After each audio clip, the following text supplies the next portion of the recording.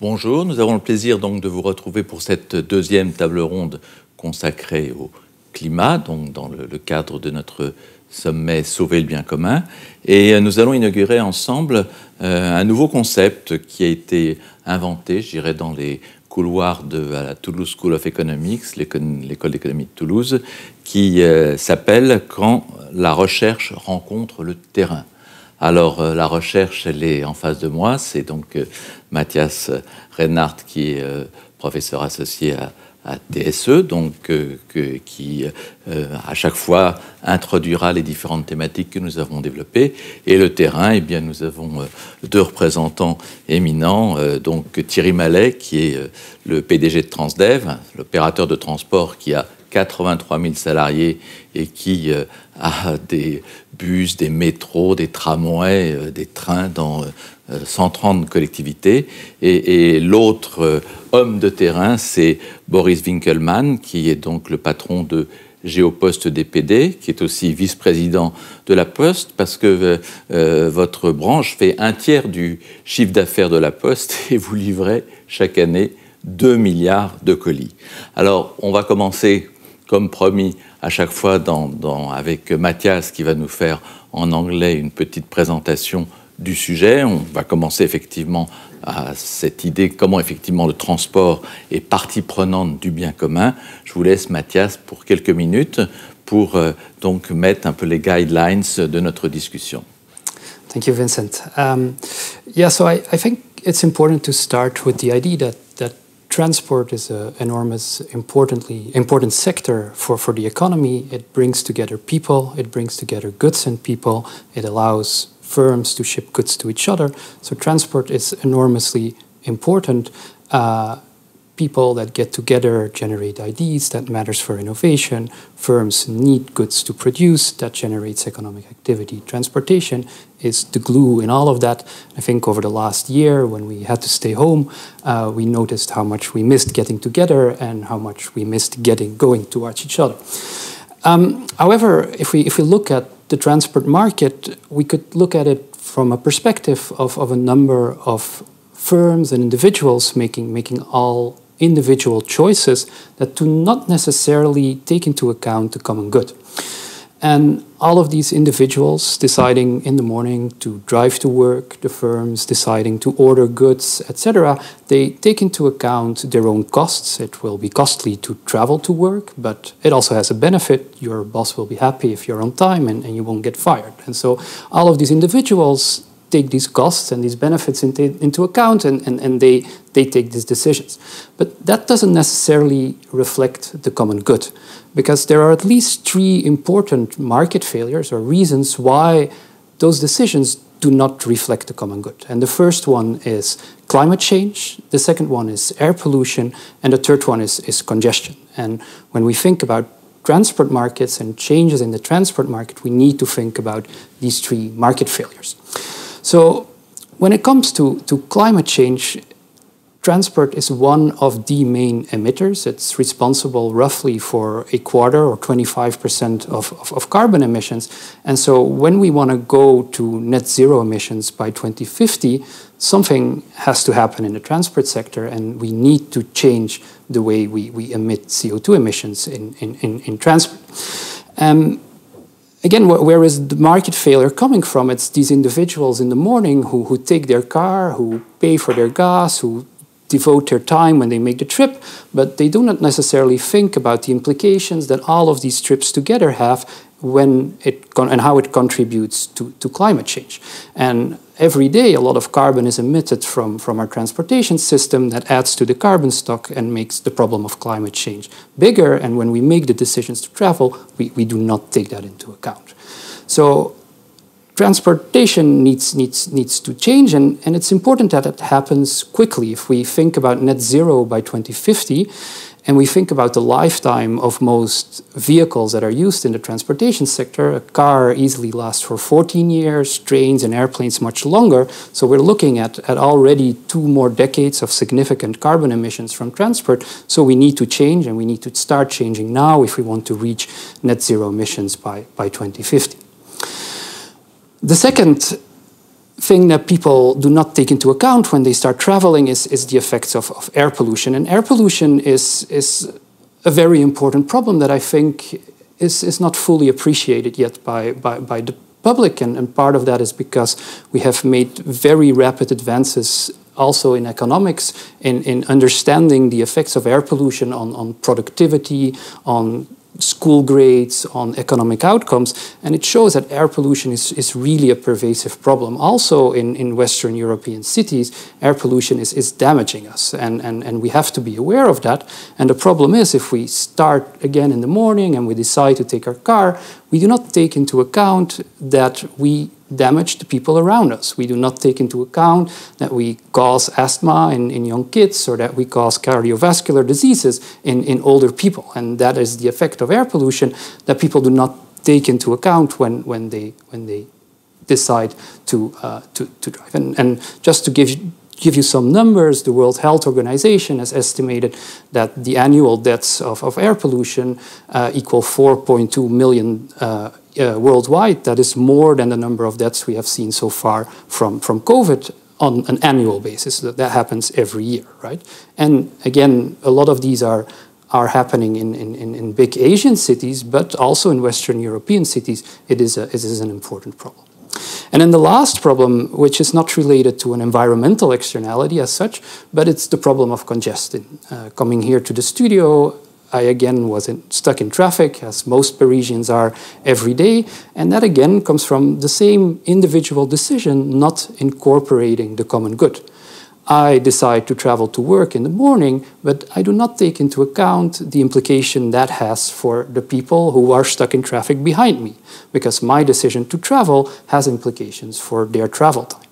And so those three market failures are not taken into account in the transport sector. And so transport is something great, but we all want it, and we all make decisions that lead to a transportation sector that could improve a lot and could be made better for everyone. And so I think that's something we would like to think about in this coming hour.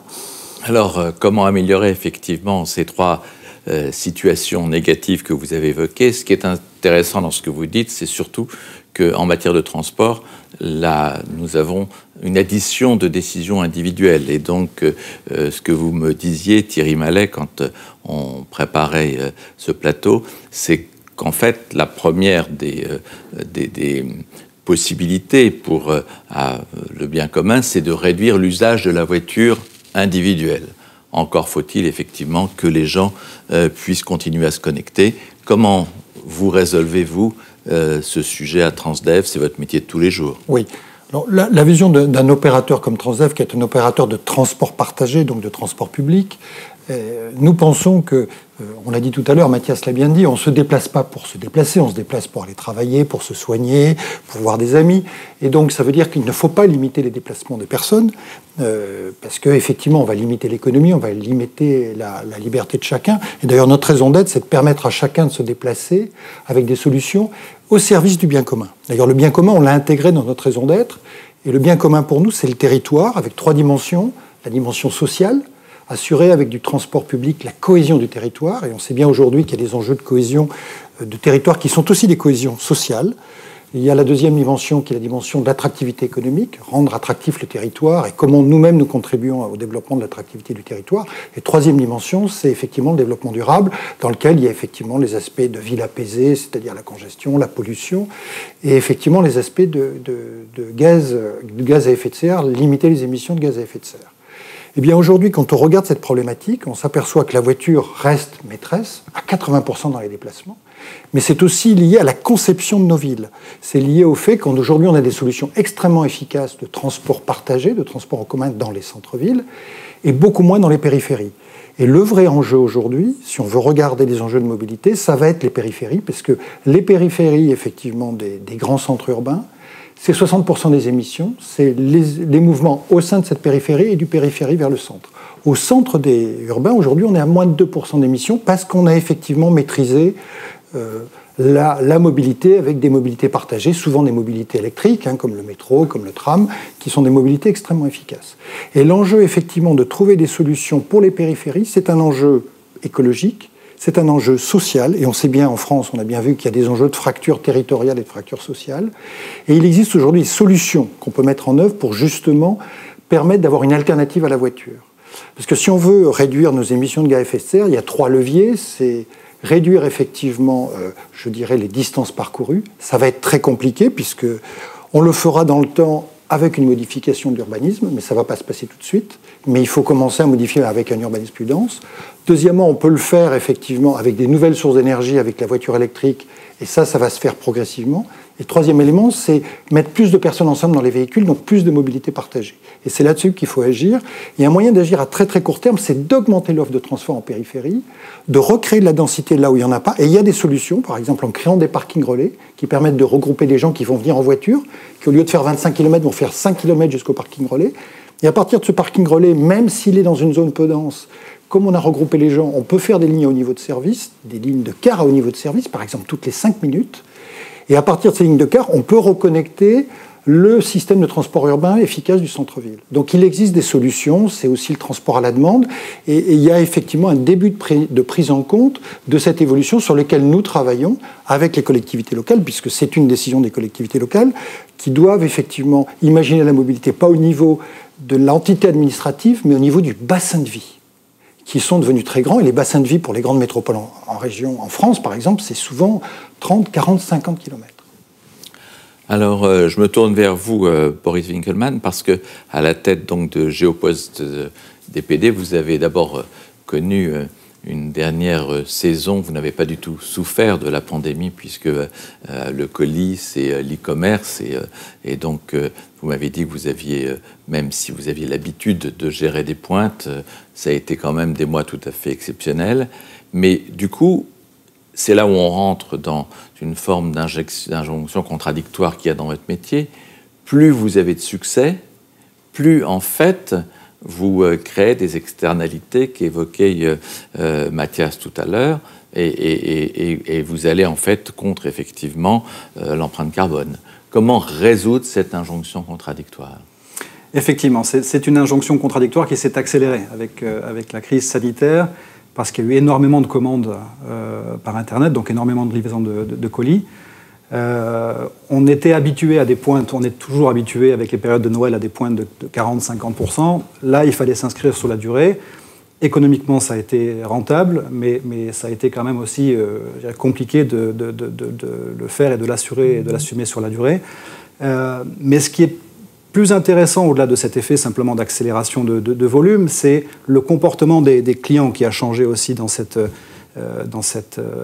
pandémie. D'abord parce que il y a une vraie accélération d'une volonté d'ubiquité, c'est-à-dire tout de suite. Alors les gens en avaient besoin, parce qu'on était finalement le dernier lien pour le transport de marchandises, pour le transport alimentaire, le transport de produits pharmaceutiques. Mais une vraie volonté que ce soit encore plus rapide que d'habitude, le jour même si possible, en créneau horaire avec plaisir, et une accélération de la prise de conscience pour l'environnement avec la crise qui nous a tous secoués et réveillés. Et donc comment concilier plus de volume, effectivement, plus de rapidité dans le transport de ces volumes et répondre à l'attente de ces clients sur plus de responsabilités. Il y a une solution, c'est la bonne nouvelle, alors elle va s'inscrire dans la durée là aussi, c'est comme pour vous, et c'est une solution de refond de notre schéma logistique. Historiquement, on a des schémas logistiques qui sont basés sur des agences de livraison en périphérie des grandes villes, et puis on a des flottes de centaines de véhicules qui vont aller livrer. Ce que nous sommes en train de faire, ce que nous avons déjà fait à Paris Intramuros, c'est de mettre en place des micro-hubs qui sont très proches des destinataires, et qui nous permettent donc d'avoir plus de proximité et donc d'être plus rapide dans la livraison, de pouvoir répondre à des exigences de créneaux horaires et de le faire avec des piétons, à vélo, avec des vélos cargo, et donc de le faire avec une empreinte carbone zéro, et donc d'avoir moins de véhicules qui rentrent dans l'agglomération, puisqu'on va alimenter ces micro-hubs avec beaucoup moins de véhicules qui vont venir de ces périphéries. Donc la solution est là. Maintenant, elle passe par une refonte de notre schéma, elle passe par le fait de trouver ces sites de micro-logistique. Ce n'est pas toujours facile. Et puis, elle passe aussi par par la capacité de pouvoir inciter le consommateur aussi, le cas échéant, à venir lui-même sur ces micro-hubs, venir récupérer ses colis. Et donc un des enjeux pour nous, ça va être aussi de créer les conditions pour que le consommateur devienne citoyen et puisse agir pour le bien commun, même si ça va rester, et j'en suis d'accord avec vous, un acte à chaque fois individuel, mais finalement créer au travers de ce maillage, au travers de cet écosystème, quelque chose qui peut permettre le bien commun en rejoignant des comportements individuels qu'on va essayer de faciliter. Il y a une question qui est venue pendant que vous évoquiez la manière dont Transdev cherche à reconnecter les gens entre leur domicile, leur travail. C'est qu'est-ce qui se passe dans des situations qu'on connaît tous, où il y a de plus en plus de zones d'activité, de zones industrielles, et où il est difficile d'emmener en fait des transports en commun pour une clientèle qui est un peu parsemée. Est-ce que vous avez imaginé dans ces situations, nous demande notre internaute, de travailler par exemple avec des comités d'entreprise pour faire des solutions qui permettent d'éviter le recours à la voiture? Alors ça c'est un enjeu. Alors il y a deux types de solutions. J'évoquais tout à l'heure l'idée de refaire pour les gens qui habitent effectivement par exemple dans la grande périphérie, qui vont vers le centre-ville, de refaire des parkings relais qui leur permettent de faire un peu de distance pour venir avec leur voiture jusqu'à ce parking relais. Et là, ensuite, ils vont trouver un service de qualité. J'ai des exemples en région parisienne où on a des bus qui, en grande couronne, à 50 km de Paris, partent le matin toutes les 5 minutes. Donc c'est une très très bonne qualité de service. Et il y a même une voie dédiée pour s'assurer que ce bus va arriver jusqu'à la gare de Massy en 20 minutes chrono. Donc c'est mieux que ce que vous ferez en voiture. Et on sait qu'effectivement, pour que les gens prennent les transports publics, il faut que ce soit compétitif avec la voiture. On a des solutions pour aider, en plus à faire le dernier kilomètre, d'utiliser du transport à la demande. On reprend les idées qui ont été développées par les Uber et par les Lyft, par exemple, pour avoir des applications qui vous permettent de demander un bus qui va venir vous amener jusqu'à la zone ou qui va faire le dernier kilomètre pour vous amener dans une zone d'activité. On l'a fait en particulier pour le port du Havre, qui est à peu près de la taille de Paris, et il fallait amener les employés au plus près des activités. Ce qui fait qu'aujourd'hui, on a des lignes de bus qui se déforment à la fin. C'est-à-dire que la ligne de bus rentre dans la zone portuaire, et en fonction des gens qui sont à bord et de leur destination finale, et des gens qui sont déjà sur la zone du port et qui ont besoin de prendre le transport public, le trajet du bus va se déformer. On ne va pas aller les prendre devant l'entreprise, ils vont faire quelques centaines de mètres pour atteindre des arrêts qui s'activent parce qu'il y a quelqu'un pour le prendre. Donc ça veut dire qu'on ne passe pas le temps à parcourir toute la zone portuaire, on y perdra un temps fou, mais du coup on arrive à attirer beaucoup plus de monde.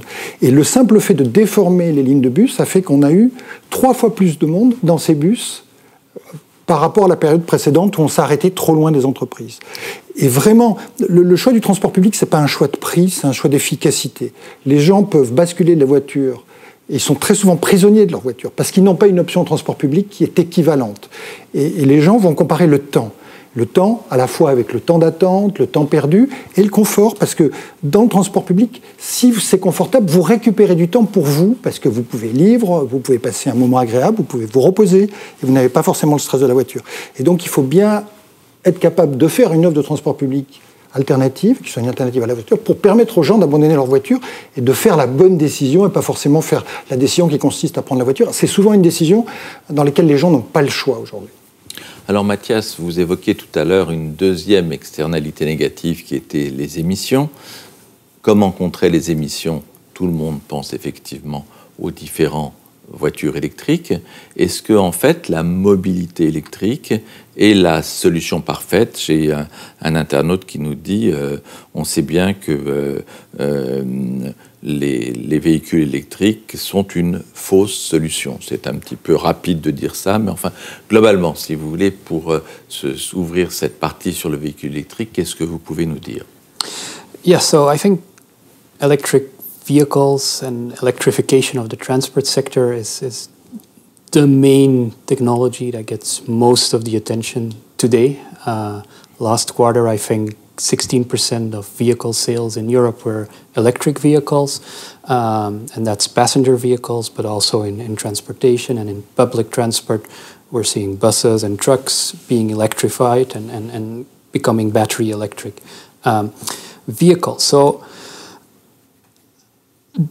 let me be very clear. In the electric vehicles could be a great solution, especially for the first two problems that I talked about, which is climate change and air pollution, because when you translate the electricity of a battery into movement, you don't create pollution at that point. So that's why they call them zero-emission vehicles. Electric vehicles, where they are when they drive, they do not contribute to climate change and they do not create air pollution for bystanders. So that sounds fantastic, but I think there are three really big challenges when it comes to the electrification of the transport market. And the first is that the transformation of the electricity into movement doesn't generate pollution and carbon emissions, but the generation of the electricity itself might.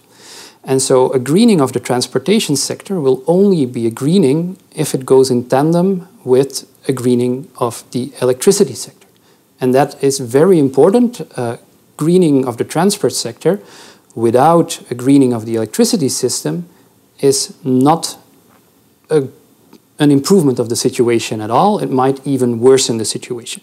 If we currently replace all fossil fuel trucks and passenger cars with electric cars, and we would build coal plants and gas plants to power them, we would be in a worse situation than we are today, because there would be more carbon emissions and potentially more pollution depending on where we build these power plants. So the electrification of the transport sector has to go hand in hand with the greening of the electricity sector, and if that doesn't happen, electrification of the transportation sector is a measure that will not obtain anything. And so it's certainly not the solution that will come alone. It has to be part of a bigger greening. And then there is this third problem of congestion. Let me be very clear, electrification doesn't help in any way with the problem of congestion. Give everybody an electric vehicle today instead of their fossil fuel vehicle and combustion vehicle, and people will drive as much and will have exactly the same congestion. So it's not a problem for that, a solution for that, it's only a solution for climate change and pollution. So what is the second challenge of electrification is its cost.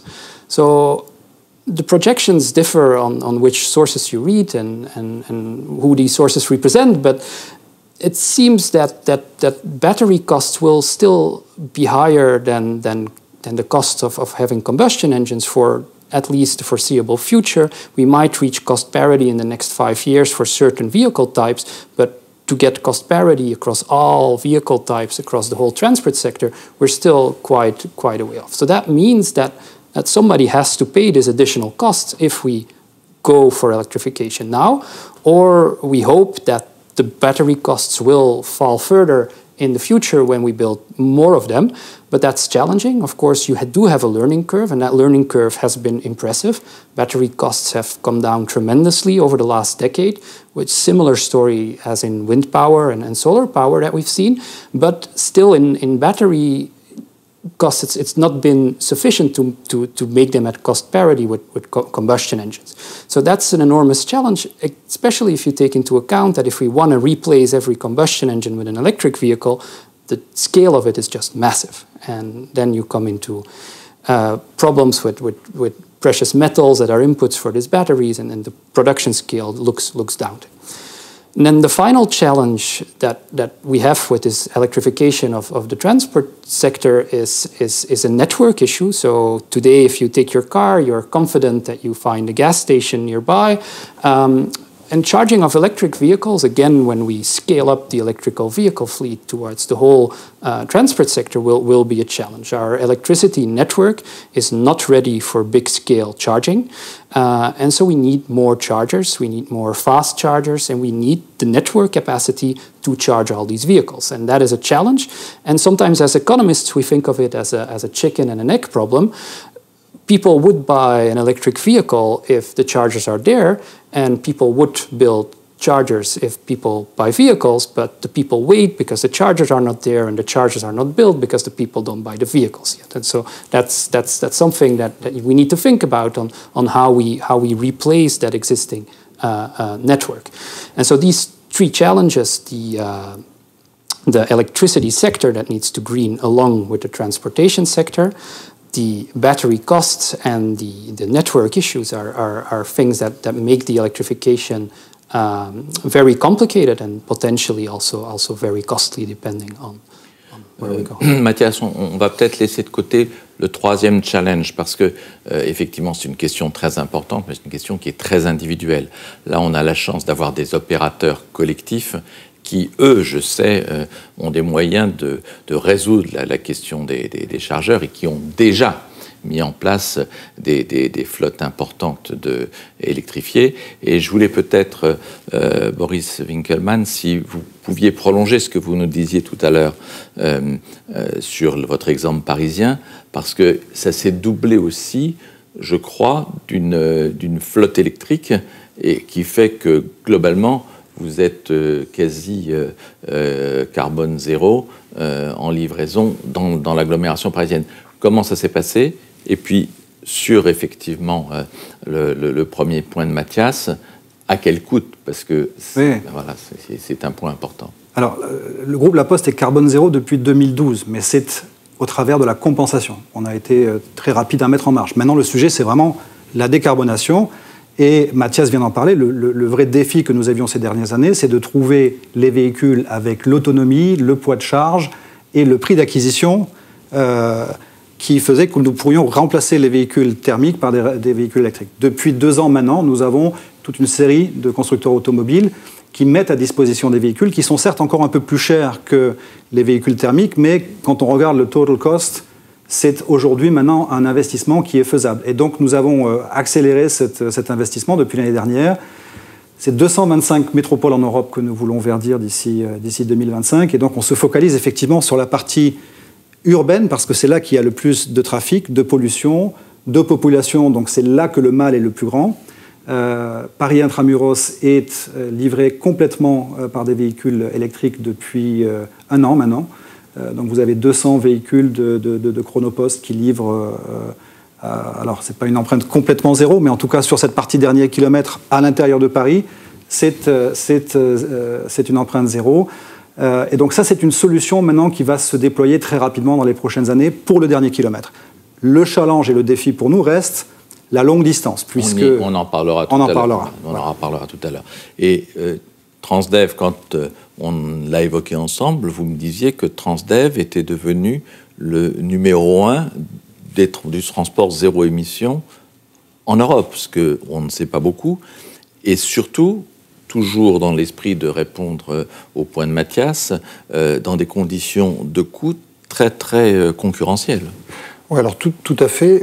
Alors je voulais revenir, le premier élément pour nous, pour reprendre un terme du transport, ça va être le groupage. Hein. Les émissions, la réduction des émissions de gaz à effet de serre, c'est de mettre plusieurs personnes dans un véhicule plutôt que des gens de manière individuelle. C'est l'objet du transport public. Donc pour nous, la première priorité, ça va être l'offre et le groupage, ce qui permet de répondre à l'enjeu de la congestion qu'on évoquait tout à l'heure. Et après, on verdit nos flottes. En 2016, on avait 50 véhicules électriques, 50 bus électriques. À la fin de l'année dernière, on en avait 1200. Et à la fin de cette année, Transdev aura 1800 véhicules électriques dans le monde entier. Et c'est en train de s'accélérer. On en aura plus de 5000 en 2025 avec les projections. Sur combien de bus globalement vous avez ? Sur 30 000 véhicules au total. Donc c'est en train de s'accélérer. Ça reste faible, mais c'est en train de s'accélérer. C'est-à-dire que l'an dernier, 50% des bus qu'on a achetés sont probablement des bus électriques. Donc on voit très bien qu'à la vitesse de renouvellement de nos flottes de bus qui durent entre 10 ou 15 ans, on est en train d'accélérer de manière assez massive. En France, entre le coût d'un bus électrique et le coût d'un bus diesel, quand on prend le coût total, le coût d'achat plus le coût de l'énergie, on est à peu près équivalent. Mais c'est un phénomène. Mathias, il faudra changer votre approche. En France, mais c'est un phénomène. Non, mais c'est un phénomène franco-français parce qu'il y a 2 phénomènes en France. Il y a le diesel est fortement taxé, le prix de l'essence est fortement taxé, et l'énergie électrique n'est pas chère. Ça ne marche pas quand vous êtes en Allemagne, où le prix de l'énergie électrique est le double, et ça ne marche pas quand vous êtes aux États-Unis, où le prix du carburant est la moitié.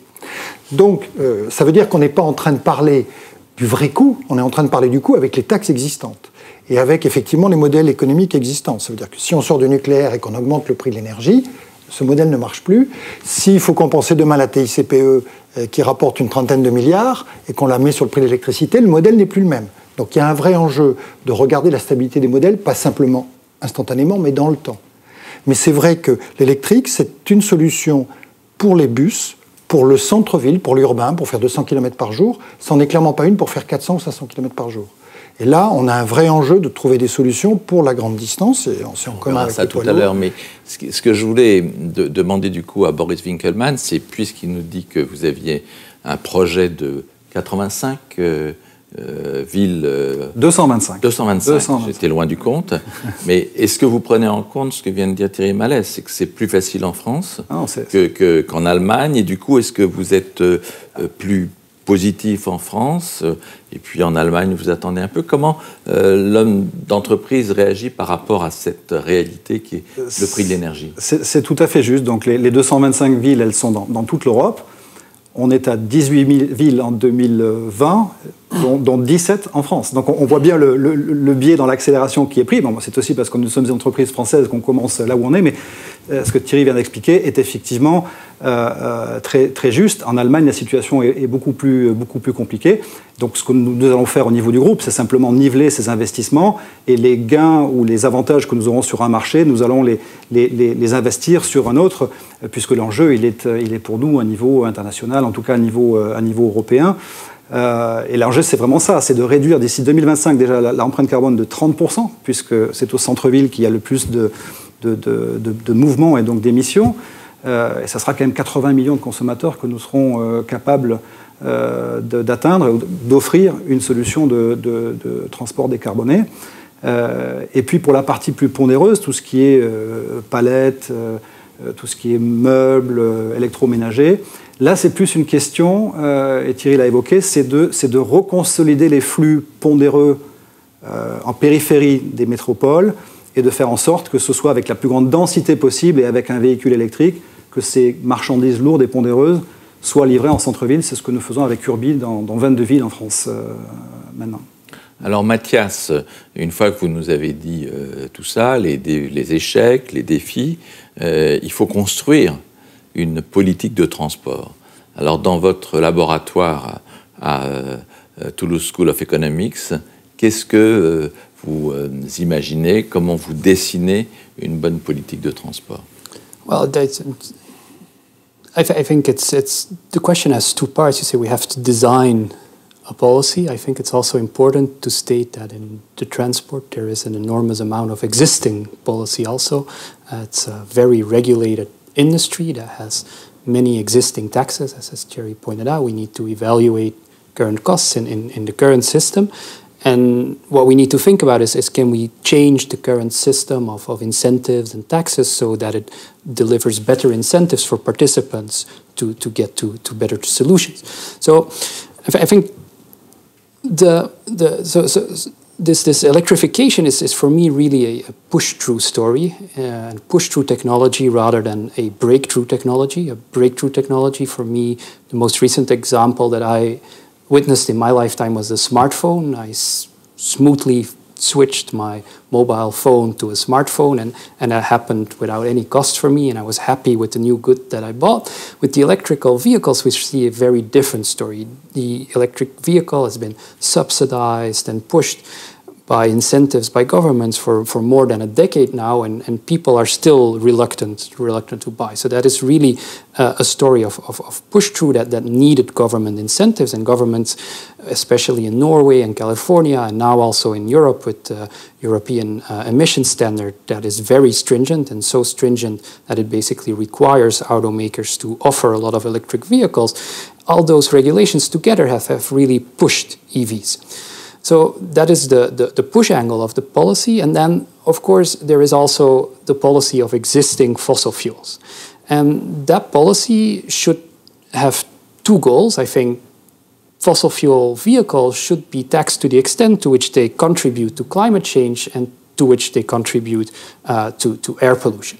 And the idea that economists always have is the optimal solution for us is to price carbon and to make carbon a part of the price that the individual looks at when it makes its transportation decision.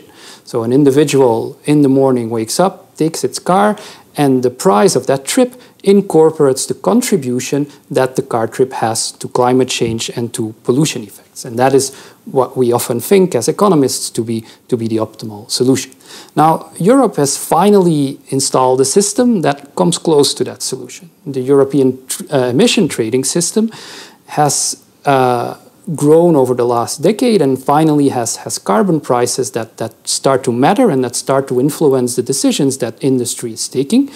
And sadly, transport is not a part of that. And I think that a very important improvement in policy would be to make transport a part of the ETS, such that the emissions that are generated in the transport sector are just counted along with the emissions across the whole economy, and so that we get an equalization of the carbon price across other industries and transport.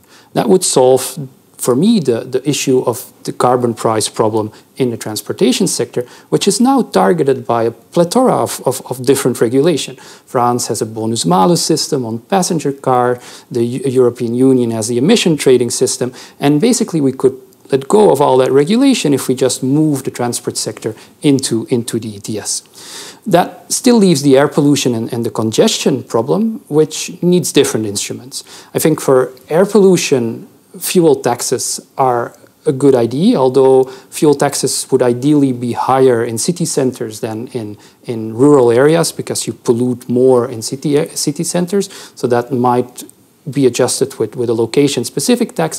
Taxing congestion is something that might become feasible with smarter taxation instruments, but I don't see that happening immediately, although there are many cities that start to think about how to organize better congestion taxes. But for me, the main element for the European Union would be to try and bring the transport sector under the European emission trading system, and to reduce the enormous variety of measures and subsidies that generate inefficiencies in the transport sector that we currently have. Alors pendant que vous parlez, il y a deux questions qui sont arrivées, qui sont des questions effectivement de régulation de l'offre de transport et qui visent à ce que les individus aient des comportements citoyens, sauf que l'un est assez fait appel à la vertu, quid de la sobriété, donc comment faire que on se déplace moins, peut-être que vous avez une réponse, et puis il y en a une autre qui est qu'on a essayé à un moment donné, qui était la taxe carbone appliquée aux individuels, avec la révolte que l'on a connue en France avec les Gilets jaunes. Donc nos deux internautes font appel à des solutions soit un peu vertueuses, ou soit, on l'a vu tout à l'heure avec le président Macron, qui se gardait bien d'imaginer de nouveau de taxer les externalités au niveau individuel. Comment en fait aider les usagers de transport à être plus citoyens? Alors, pour moi, le moyen d'être plus citoyen, c'est d'avoir plus d'offres. Si demain on offre plus d'offres, les gens vont pouvoir abandonner leur voiture. Et aujourd'hui, on s'aperçoit que si on a une offre de qualité dans les centres-villes, dans la périphérie, il reste beaucoup de travail à faire pour avoir une offre de qualité. Et on a les outils maintenant avec le transport à la demande, avec des parkings relais, avec du regroupement, pour faire en sorte qu'on n'ait pas besoin d'utiliser sa voiture autant qu'on le fait aujourd'hui. Mais il faut développer cette offre, et si on développe cette offre, et si on développe une alternative à la voiture individuelle, alors on peut repenser une taxe carbone, parce que du coup, on n'est pas prisonnier de cette taxe carbone. De toutes les manières, une taxe carbone, elle devra forcément être redistributive, parce qu'il faudra qu'elle permette, il faudra aussi permettre aux gens qui ne peuvent pas la payer d'y accéder, parce que l'enjeu de la transition écologique, c'est qu'elle soit inclusive. Elle ne peut pas être les uns contre les autres. On ne peut pas interdire les centres-villes parce qu'on n'a pas une voiture électrique. Donc il faut au moins que les gens qui sont en périphérie aient une solution pour aller dans le centre-ville. On voit bien qu'on a un enjeu de s'assurer, pour éviter des problèmes qu'on a évoqués, de s'assurer qu'on a tout le monde à bord. Et ça veut dire que même si on met des contraintes, ça n'exclut pas une partie de la population, soit parce qu'ils n'ont pas les moyens d'y aller, de s'acheter la voiture, soit parce qu'ils n'ont pas les moyens de se déplacer. Et donc ça veut dire qu'on a besoin effectivement de développer l'offre de transport.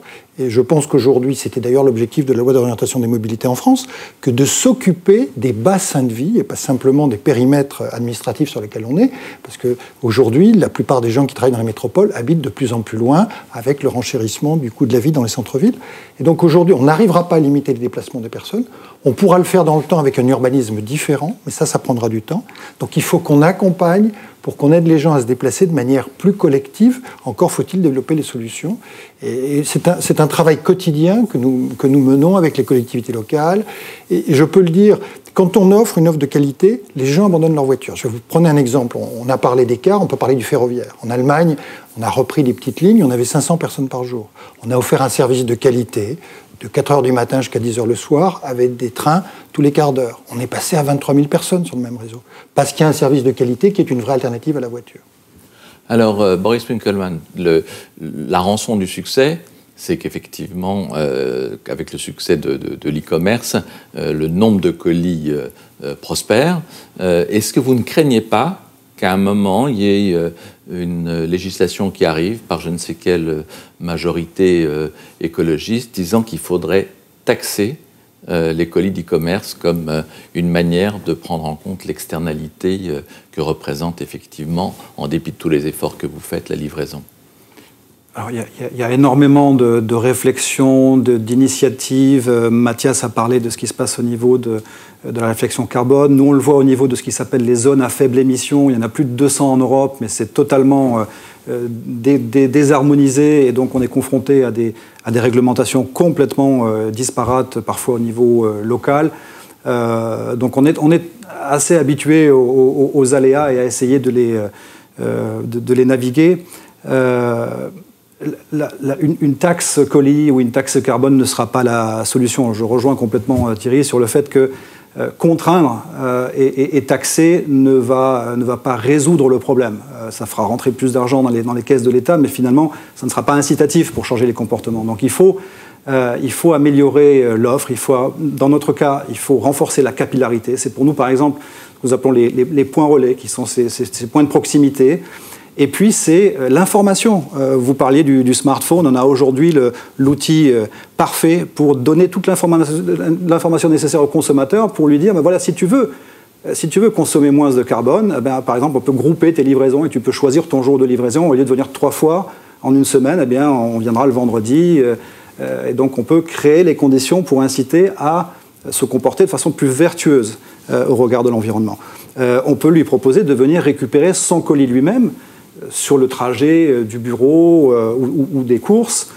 D'ailleurs, nous avons lancé hier un drive piéton où finalement le client peut récupérer ses courses en même temps que son colis et ça va peut-être, on l'espère en tout cas, devenir un écosystème de points de service. Donc on peut créer et on lance des consignes aussi avec des partenaires dans la mobilité pour justement qu'au croisement des parcours de vie et des parcours de marchandises, les choses puissent se rejoindre. Donc il y a plein de choses très vertueuses à imaginer, plus de services à proposer. Et avec ça, on va créer les conditions pour... et je pense qu'il faut parier un peu aussi sur le consommateur et sur le citoyen responsable. Mais il faut créer les conditions pour qu'il puisse se comporter de telle façon. J'ajouterai un dernier point qui est la mesure de la qualité d'air qu'on déploie aussi pour restituer cette information. Et tous ces points d'information vont faire qu'on va créer la motivation et l'incentive, je l'espère, pour que tout ça s'améliore. Alors pour les 5 minutes qui nous restent, j'aimerais qu'on se projette un peu dans l'avenir.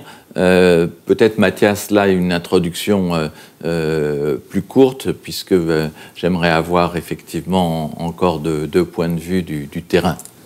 Yeah, I'm maybe going to take 1 second to come back to the resistance against taxes. I think it's, as an economist, that I want to make this point that if we are going to take on the challenge of combating climate change, that is going to cost us now, and the benefits are coming later when we have less problems due to climate change, but it has to cost us now, and it's not going to happen freely. And if we want to make an environment where we see those interesting alternatives develop, we need to make sure that the price is right, that also these interesting alternatives can be offered competitively. On va s'arrêter là parce qu'on a bien compris que la taxation était forcément l'avenir des transports, mais je voudrais qu'on aille au-delà et notamment qu'on se pose la question, parce qu'elle vient celles nous sont posées par les internautes, l'une autour de l'hydrogène, on en a peu parlé et c'est vraiment dans les plans de relance européens, est-ce qu'effectivement ça a une signification dans les transports publics? Et puis une autre, j'en garde une pour Mathias, dont je vous ferai la surprise, mais qui a à voir avec Elon Musk, donc ça vous me permet de vous préparer. Alors, on a évoqué tout à l'heure le fait que pour la grande distance, l'électricité avec les batteries n'est pas adaptée. Aujourd'hui, d'ailleurs, je pense qu'il y a une voie qu'il faut garder, qui est la voie du biogaz, à la fois pour, je pense, les poids lourds et pour les cars, pour les coachs, qui font des distances importantes, 300-400 km. Et là, on a besoin d'avoir une solution alternative. La batterie n'est pas adaptée aujourd'hui, elle le sera peut-être demain, mais aujourd'hui, je pense que le biogaz et encore faut-il bien qualifier de ce que c'est que le bon biogaz, pour qu'il soit renouvelable. C'est la source d'énergie, on l'évoquait tout à l'heure pour l'électricité, mais c'est une piste intéressante qui, à mon avis, est une énergie de transition au sein de la transition. Alors l'hydrogène, c'est effectivement la promesse d'avoir une grande autonomie, une capacité importante de pouvoir faire le plein rapidement, et ça ressemble beaucoup à l'utilisation qu'on peut faire aujourd'hui des carburants fossiles.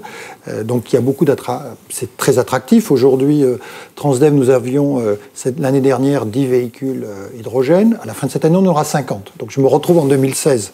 Mais effectivement, dans ce domaine-là, contrairement à l'électricité, il y a encore beaucoup d'enjeux technologiques. Les moteurs électriques et la batterie, c'était très connu.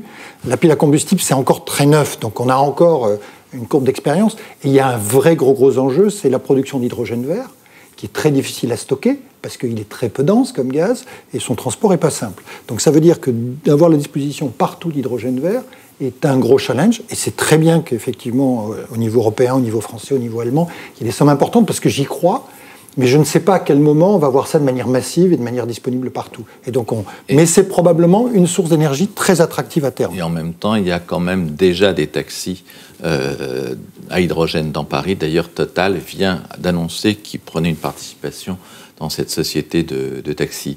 Par contre, là, la dernière question de l'internaute, sans doute un fan d'Elon Musk, il dit « Mais pourquoi Boris Winkelmann ne réfléchit pas à Hyperloop pour livrer des colis ?» Alors ça, on n'est plus dans demain, mais dans l'après-demain. Est-ce que c'est une petite vision de science-fiction de la part de notre participant ?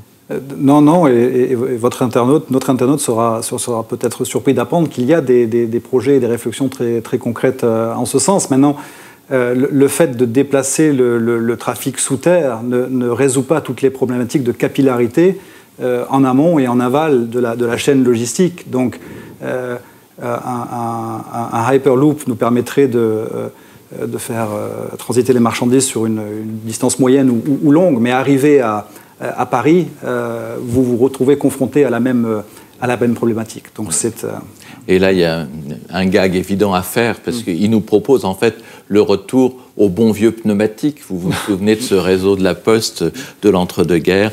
En tout cas, je termine là-dessus, et je vous remercie tous les trois d'avoir passé aussi agréablement et aussi vite ce moment ensemble. Merci.